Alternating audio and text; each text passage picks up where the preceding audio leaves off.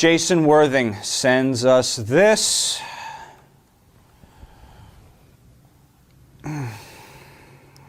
Let's see. Oh, okay. I'm slopping already. You didn't catch that, did you? All right. Miss Stevens, thank you for daring to step in front of the U-Shoot cameras. Only the biggest and best do so. Todd Clem, a.k.a. Bubba the Love Sponge. January 3rd, 2010, he was signed to a TNA contract. January 16th, after the unfortunate events in Haiti, he made some disparaging and uncalled for remarks on his Twitter account. The 19th of January, this is where it gets good, you reportedly blindsided and assaulted him.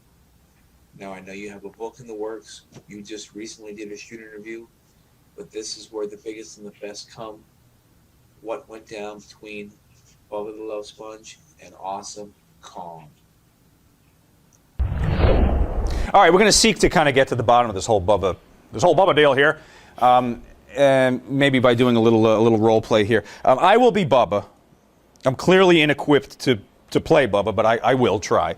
And we're in the locker room setting. More carbs. I love carbs. We're in the locker room setting here. We will pretend we are at the TNA It's a taping. nice locker room. I don't know what the Orlando setting looked like, but we'll. So here I am.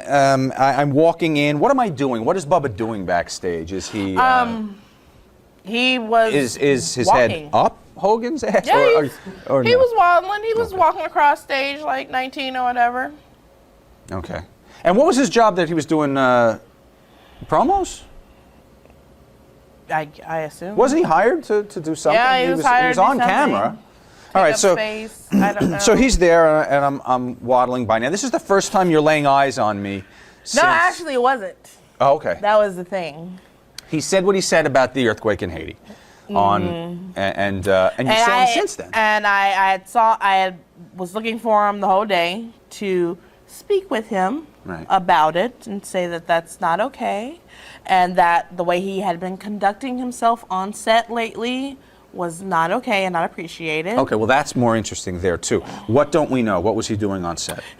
He threatened a young worker. They're not a wrestler, but someone who worked on the Universal staff because of an incident when the first day that Hogan was on TV, he had his listeners come in and there wasn't enough room for them, so they had a staging area, and this Universal Studios worker was kind enough to host these people, and so they wouldn't turn on Bubba, and Bubba kind of put the heat on this kid and put his name out there on the radio, and the kid was scared he was going to get fired, and it was malicious and uncalled for. And there were other comments and incidents that people were just so tense because they didn't want to say anything to him because he was Hulk Hogan's best friend. Right. And I categorize that as a bully, and I don't like bullies. Okay, so here I am, the bully, and you see now. You said you saw him earlier in the day. No, I was looking for him, okay. and then actually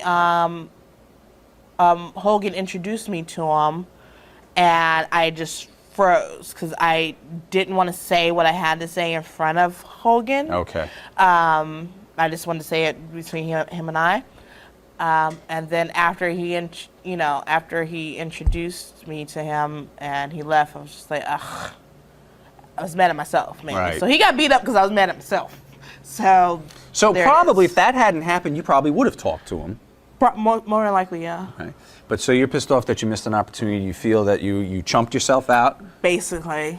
And now later on in the locker room, he's not with Hogan. He's not with Hogan. And you have a clear shot. Now, when you approach him, does he immediately know he's going to be hit? Or is he going to, hey, what's up? Well, anybody running at you with their fists in the air and yelling and screaming like a maniac, if they don't know they're going to get hit, then they deserve to get hit anyway. What are you saying as you're running? Just screaming like a effing maniac. Just, wow. What does he do? Does he jump behind something? Okay, here I am. Well, You're coming at me?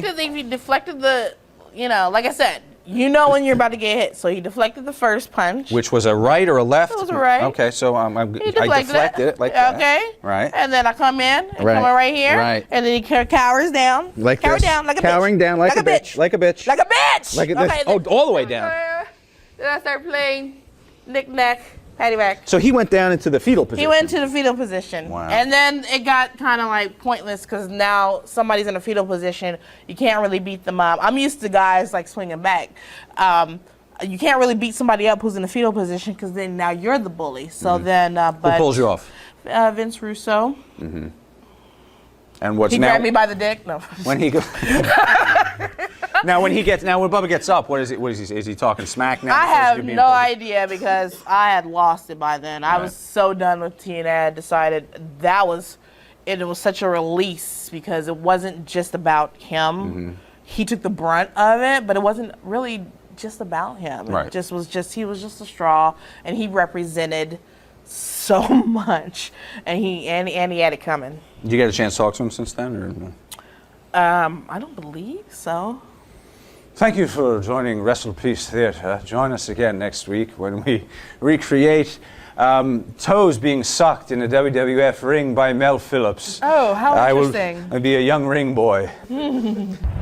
Nigel Michaels, South Wales, United Kingdom. Considering Bubba was a friend of Hogan, how do you think Hogan handled the situation regarding what Bubba said about the Haiti earthquake? Well, I let Mr. Hogan know how I felt about how he handled it, and I respectfully told him that I felt that he could have handled it a different way, that he needed to keep Bubba on a shorter leash.